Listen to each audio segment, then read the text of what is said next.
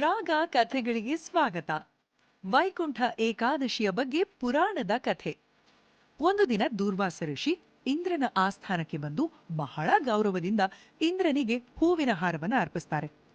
ಇಂದ್ರ ಆ ಹಾರವನ್ನ ತನ್ನ ಆನೆಯ ಐರಾವತದ ಹಣೆಯ ಮೇಲೆ ಇಡ್ತಾನೆ. ಆನೆ ಆ ಹಾರವನ್ನ ಸೊಂಡಿಲಿನಿಂದ ತೆಗೆದುಕೊಂಡು ಭೂಮಿಗೆ ಎಸೆಯುತ್ತೆ. ತಾನು ಕೊಟ್ಟ ಹಾರಕ್ಕೆ ಅಗೌರವ ತೋರಿದ್ದಕ್ಕೆ ಸಿಟ್ಟಾದ ದೂರ್ವಾಸ ಮುನಿ, ನಿನಗೆ ಅಹಂಕಾರ ಬಂದಿದೆ. ಹೇಗೆ ನನ್ನ ಹಾರವನ್ನ ನೆಲಕ್ಕೆ ಎಸೆದು ಹಾಳು ಮಾಡಿದೆಯೋ ಅದೇ ರೀತಿ ನಿನ್ನ ರಾಜ್ಯವು ಹಾಳಾಗಲಿ ಅಂತ ಇಂದ್ರನಿಗೆ ಶಾಪ ಕೊಡ್ತಾನೆ. ದೂರ್ವಾಸರ ಶಾಪದ ಪರಿಣಾಮ ದೇವತೆಗಳು ತಮ್ಮ ಶಕ್ತಿಯನ್ನ ಕಳೆದುಕೊಳ್ತಾರೆ.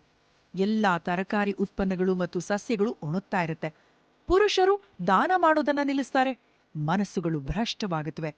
ಜನರು ಅಂತಿಮ ಇಂದ್ರಿಯ ಸುಖಗಳಲ್ಲಿ ತೊಡಗಲು ಪ್ರಾರಂಭಿಸ್ತಾರೆ. ಅಮರಾವತಿಯಲ್ಲಿ ದೇವರುಗಳು ದುರ್ಬಲವಾಗ್ತಿದ್ದಂತೆ ರಾಕ್ಷಸರು ದೇವತೆಗಳ ಮೇಲೆ ದಾಳಿ ಮಾಡಿ ಅವರನ್ನ ಸೋಲಿಸ್ತಾರೆ. ಸೋತ ನಂತರ ಇಂದ್ರಾದಿ ದೇವತೆಗಳು ವಿಷ್ಣುವಿನ ಬಳಿ ಹೋಗಿ ಮೊರೆ ಇಡ್ತಾರೆ. ಆಗ ಅಮೃತ ಪಡೆಯಬೇಕೆಂದು ಹೇಳಿದ ವಿಷ್ಣು, ನೀವು ಮತ್ತು ರಾಕ್ಷಸರು ಸಮುದ್ರ ಮಂಥನ ಮಾಡಬೇಕೆಂದು ಸೂಚಿಸ್ತಾರೆ. ವೈಕುಂಠ ಏಕಾದಶಿಯ ಪವಿತ್ರ ದಿನದಂದು ಸಾಗರ ಮಂಥನ ನಡೆಯುತ್ತೆ. ದೇವರು ಮತ್ತು ರಾಕ್ಷಸರು ಅಮೃತಕ್ಕಾಗಿ ಕ್ಷೀರ ಸಮುದ್ರವನ್ನ ಮಂಥನ ಮಾಡಿದಾಗ ಮೊದಲು ಕಠೋರವಾದ ವಿಷ ಜನಿಸಿತು. ನಂತರ ಜ್ಯೇಷ್ಠಾದೇವಿ ಜನಿಸಿದಳು.